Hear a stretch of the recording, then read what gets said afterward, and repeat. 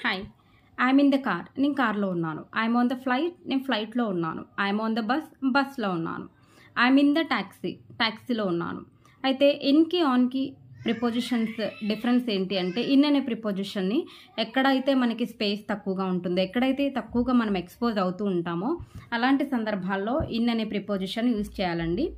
On అనే preposition ఎక్కడ ఉపయోగిస్తాము అంటే, like public mode of transportations ఉండాలి, అలాగే ఎక్కువగా మనం ఎక్స్పోజ్ అవుతూ ఉండాలి, స్పేస్ అనేది ఎక్కువ ఉండాలన్నమాట.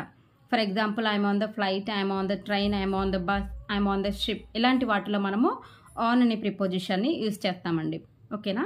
ఇంకొక ఎగ్జాంపుల్ ఏంటి అంటే, ఇన్కి అట్కి difference. I'm in the office, నేను ఆఫీస్ లోపల ఉన్నాను. I'm at the office, office ప్రెమైజెస్లో ఉన్నాను, కానీ లోపల పార్టిసిపేట్ చేస్తున్నాను అని అర్థం కాదు. అదే ఐఎమ్ ఇన్ ద ఆఫీస్ అంటే లోపల ఉన్నటువంటి వర్క్లో ఉన్న